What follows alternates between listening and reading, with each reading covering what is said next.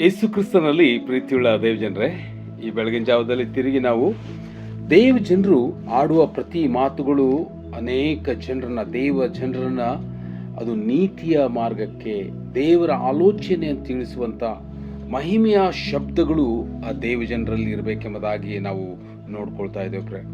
ಒಬ್ಬ ಜನರು ಯಾವಾಗಲೂ ಅವರ ಧ್ವನಿ ಅಥವಾ ಅವರ ತುಟಿಗಳಿಂದ ಬರುವಂಥ ಶಬ್ದಗಳು ಅವು ಸ್ವೀಟ್ ಅಂದರೆ ಸವಿಯಾಗಿರ್ಬೇಕೆಂಬುದಾಗಿ ದೇವರ ವಾಕ್ಯ ಹೇಳುವುದನ್ನು ನಾವು ನೋಡ್ಕೋತೇವೆ. ಜ್ಞಾನೋಕ್ತಿ 16ನೇ ಅಧ್ಯಾಯದ 24ನೇ ವಚನದಲ್ಲಿ ನೋಡುವಾಗ, ಸವಿ ತುಟಿಯು ಜೇನು ಕೂಡ, ಅದು ಆತ್ಮಕ್ಕೆ ಸಿಹಿ, ಎಲುಬಿಗೆ ಕ್ಷೇಮ. ಪ್ರಿಯರೇ, ನೋಡ್ರಿ, ನಾವು ಅನೇಕ ಸಂದರ್ಭ ಜನರು ಮತ್ತೊಬ್ಬರ ಜೊತೆಗೆ ಮಾತನಾಡುವಾಗಲೇ ಅವ್ರಿಗೆ ಕ್ಷೇಮವನ್ನು ತರುವಂಥ ಒಂದು ಜನರಾಗಿ ಇರುವುದಕ್ಕೆ ಸಾಧ್ಯ ಪ್ರಿಯರೇ. ಆದರೆ ಎಷ್ಟೋ ದೇವರ ಮಕ್ಕಳಲ್ಲಿ ಆ ಒಂದು ಸ್ವೀಟ್ ಆಗಿರುವಂಥ ಒಂದು ವರ್ಡ್ಸ್ ಇರುವುದನ್ನೇ ಇಲ್ಲ ಪ್ರಿಯರೇ. ಅದು ಬಹಳಷ್ಟು ಭಯಂಕರವಾಗಿರುವಂಥದ್ದು. ಆದರೆ ಕರ್ತನು ಹೇಳ್ತಾರೆ, ನಾನು ನಿಮಗೆ ಆ ಒಂದು ಸಂತೈಸುವ ನಾಲಿಗೆಯನ್ನು ಕೊಡುವುದಕ್ಕೆ ಮನಸ್ಸು ಮಾಡ್ತೇನೆ.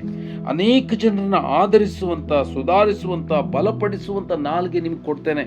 ಯೆಶಾಯ 50ನೇ ಅಧ್ಯಾಯದ 4ನೇ ವಚನದಲ್ಲಿ ನೋಡುವಾಗ, ಬಳಲಿ ಹೋದವರನ್ನ ಮಾತುಗಳಿಂದ ಸುಧಾರಿಸುವುದಕ್ಕೆ ನಾನು ಬಲ್ಲವನಾಗುವಂತೆ ಕರ್ತನಾದ ದೇವರು ಶಿಕ್ಷಿತರ ನಾಲಿಗೆಯನ್ನು ನನಗೆ ದಯಪಾಲಿಸಿದ. ಪ್ರಿಯರೇ, ಒಂದು ಶಿಕ್ಷಿತ ನಾಲಿಗೆ ಒಬ್ಬ ದೇವರ ಮಕ್ಕಳಿಗೆ ದೇವರೇ ಕೊಡ್ತೇನೆ ಎಂಬುದಾಗಿ ಹೇಳ್ತಾರೆ.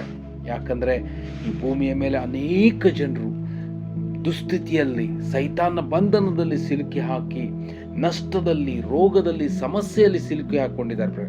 ಅವರನ್ನು ಸಂತೈಸುವುದಕ್ಕೆ, ಅವರನ್ನು ಬಲಪಡಿಸುವುದಕ್ಕೆ, ಅವರಿಗೆ ಆರೋಗ್ಯದ ಮಾರ್ಗವನ್ನು ತೋರಿಸಿಕೊಡುವುದಕ್ಕೆ ವಿಶ್ವಾಸಿಯಲ್ಲಿರುವಂಥ ಶಬ್ದಗಳು ಬಲಿಷ್ಠವಾದ, ಸುಂದರವಾದ ಶಬ್ದಗಳಾಗಿರ್ಬೇಕು.